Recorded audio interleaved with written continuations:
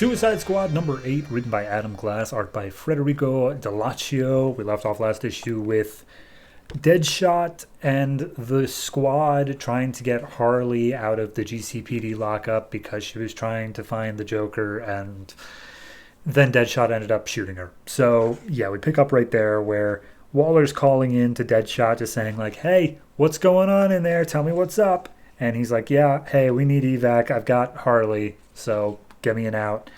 And then the rest of this issue is basically just all right, let's just figure out where everybody is, who the squad's going to be, and what all of their, like, mental defects are, and then also this little backdrop, which I'll get to.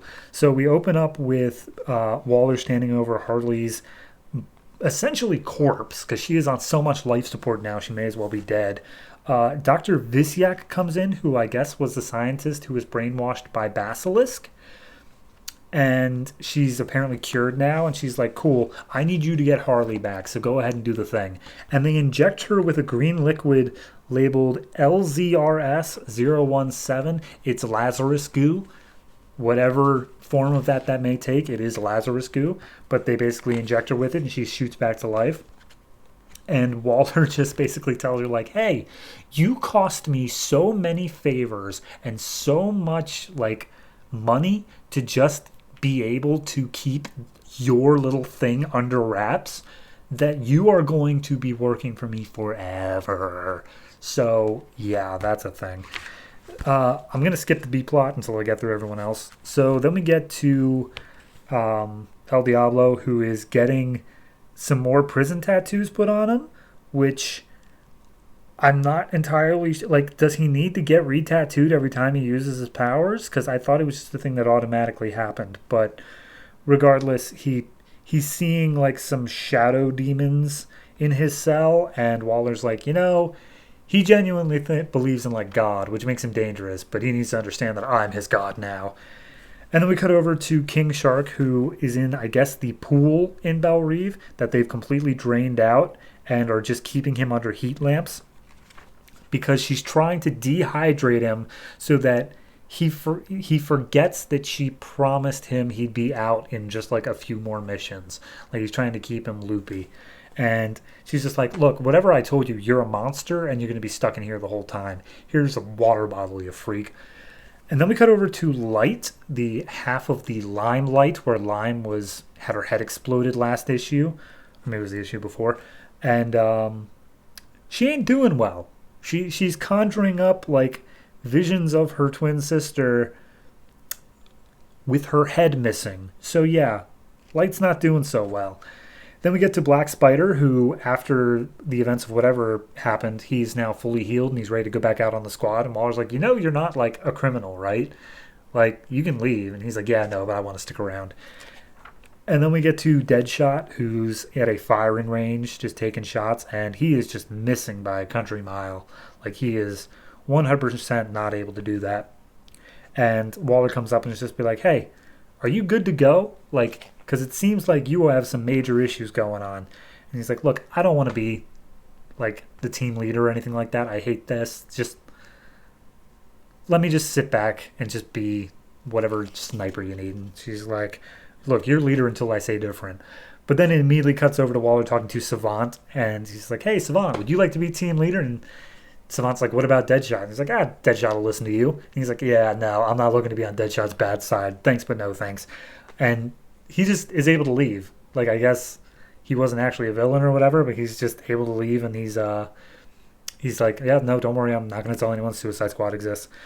So, B-plot time. There are flashes to someone from their POV who's being held prisoner, and it was from 1 year ago. And it starts off with this bearded man coming in saying, like, hey, brought you some food.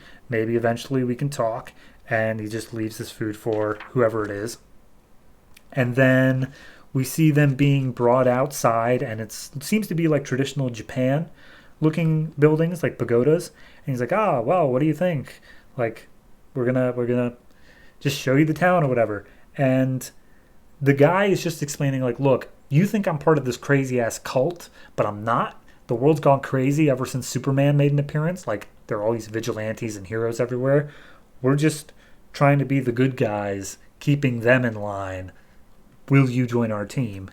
And then we see a weird, like, mystic seminar session where they are feeling the spirit of the serpent, aka the basilisk, and we see them basically starting to be brainwashed and convinced that the true enemy, the person that needs to be killed by Basilisk's goals or whatever, is Amanda Waller.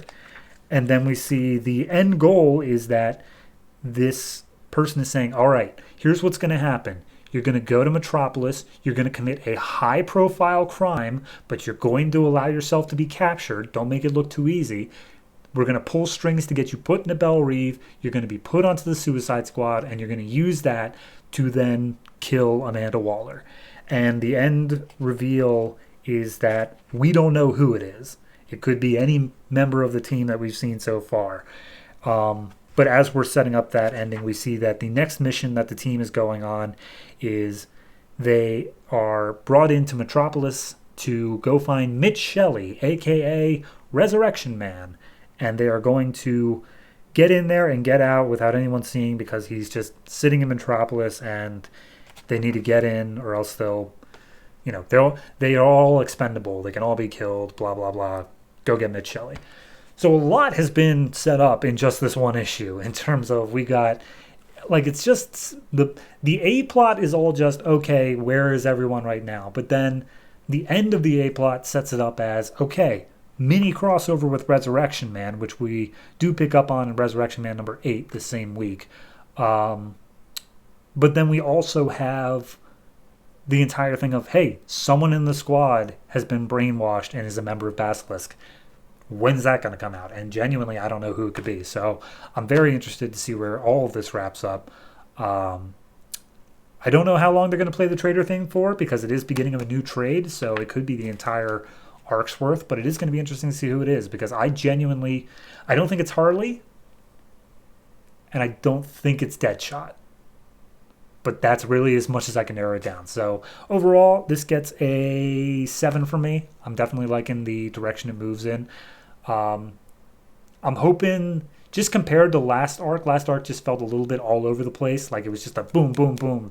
New thing, new thing, new thing. I hope this slows it down a little bit and allows us to at least enjoy it. So 7 for this. Looking forward to seeing where it goes.